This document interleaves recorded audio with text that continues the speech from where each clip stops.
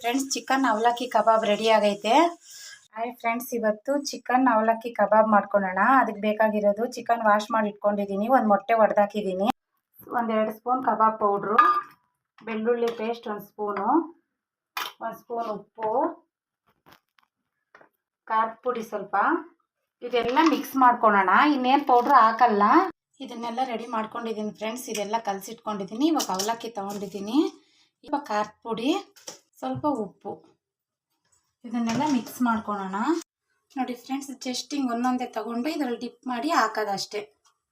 ಅವಲಕ್ಕಿಯಲ್ಲಿ drip ಮಾಡಿಬಿಟ್ಟು ಹಿಂಗೆ ಒಂದೊಂದೇ ಹಾಕ್ಕೊಳ್ಳೋಣ.